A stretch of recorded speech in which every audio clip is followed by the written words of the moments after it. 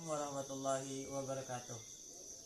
Kembali lagi dengan saya Sapui di sini akan menjelaskan materi lanjutan yang kemarin. Setelah kemarin membahas tentang present continuous tense, sekarang kita akan mempelajari tentang tenses yang nomor 3, yaitu tenses present perfect tense. Apa sih tenses present perfect tense itu? Kegunaannya adalah digunakan untuk menyatakan sebuah aktivitas yang terjadi dimulai di masa lampau dan masih ada hubungannya dengan saat ini. Jadi tenses ini digunakan untuk menyatakan sebuah aktivitas yang terjadi di masa lampau, mulainya itu di masa lampau dan masih ada hubungannya dengan sekarang.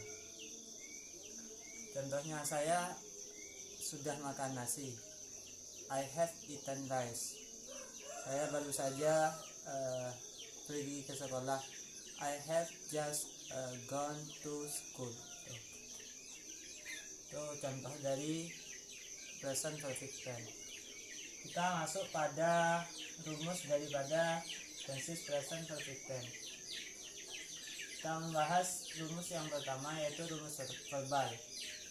Rumus verbal yang pertama, subjek, have, has plus verb 3 plus objek. Contohnya, I have eaten rice.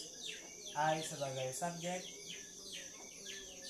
have ini auxiliary, setelah auxiliary verb 3. Eaten ini verb 3 dari eat, at, eaten itu verb 3. Terus ini rice sebagai objek. Jadi artinya I have eaten rice, saya telah makan nasi, saya sudah makan nasi. Tuh. Negatifnya bagaimana? Subjek have, has ditambah not plus verb 3 plus objek. Gimana contohnya? Yang negatif, I have not eaten rice. Artinya saya tidak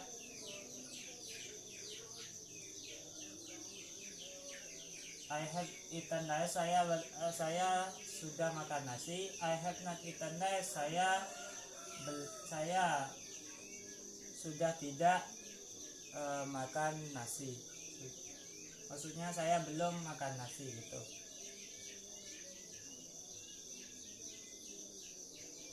Terus yang interrogatifnya bagaimana? Have, has, subjek, verb 3, objek.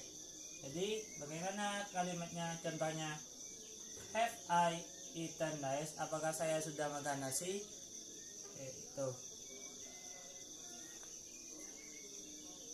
Itu pembahasan daripada verbal ya, present perfect tense yang bagian verbal.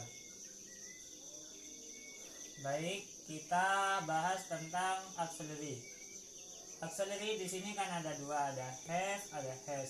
Penggunaan daripada auxiliary have dan has ini, have digunakan untuk subjek I, you, we, they, itu menggunakan have. I have, you have, we have, they have. Tuh.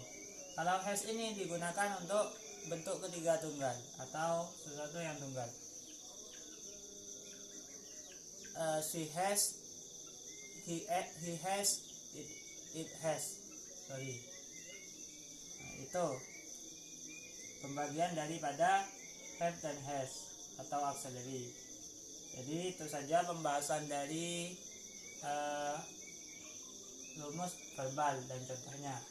Teman-teman, kita lanjutkan.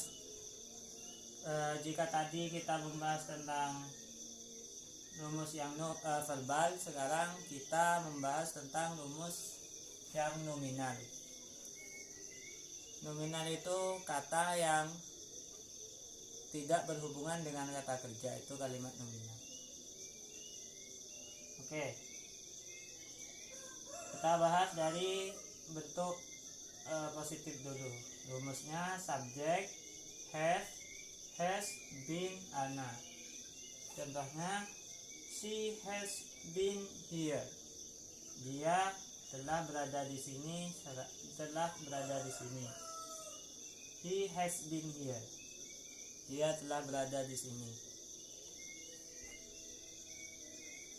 Oke.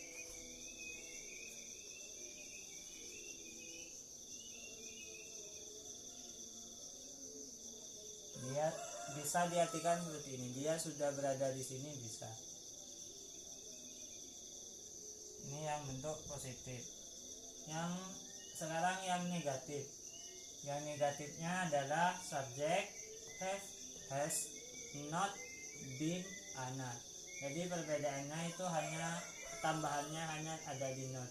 Jadi untuk kalimat negatif hanya menambah not setelah has atau have sama has-nya. Menjadi gimana kalimat ini? She has not been here. She has not been here. She has not been here.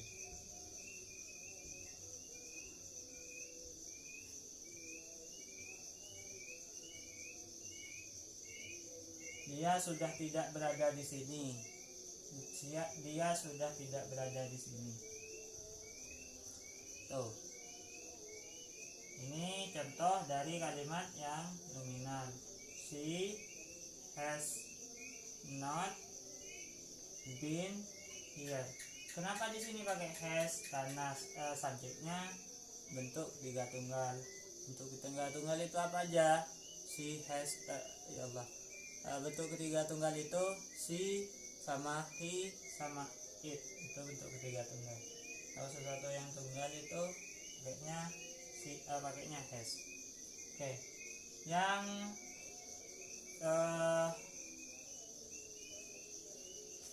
interrogatif.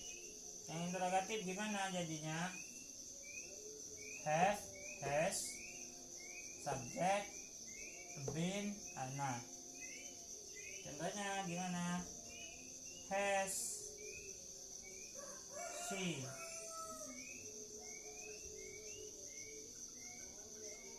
Has she been here? Apakah dia perempuan sudah berada di sini? Itu artinya.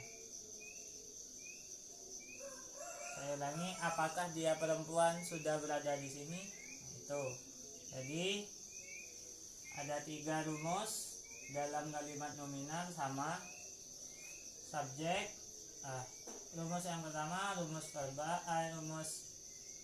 bentuk yang pertama adalah bentuk positif, negatif, interrogatif. Rumusnya sudah tertera dan sudah saya bacakan. Tuh. Jadi itu saja pembahasan tentang materi kita hari ini, yaitu present perfect continuous. Sebelum saya akhiri, dalam present perfect continuous tense yang biasa masuk menjadi time signal atau keterangan waktu itu adalah just. I have just, ini bisa ditambah. She has just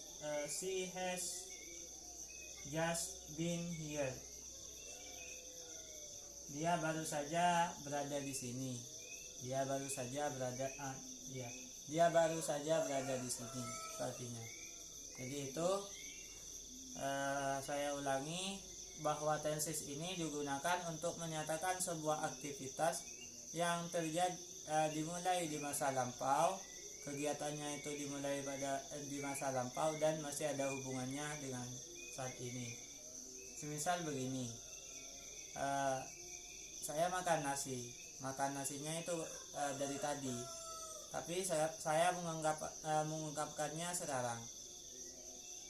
Bukti dari saya makan nasinya itu tangan saya masih basah. Nah, itu untuk menyatakan kegiatan yang seperti itu menggunakan tenses present perfect tense. Itu saja Terima kasih atas perhatiannya, dan jika ada yang salah atau yang kurang benar dari penjelasan saya pribadi, mohon di komen di bawah ini. Silakan komen, berikan saran, komentar kepada kami semua. Terima kasih, semoga bermanfaat. Jangan lupa like, comment, and subscribe, dan jangan lupa juga aktifkan lonceng notifikasinya. Terima kasih. Thank you for your watching. The last I say, wassalamualaikum warahmatullahi wabarakatuh.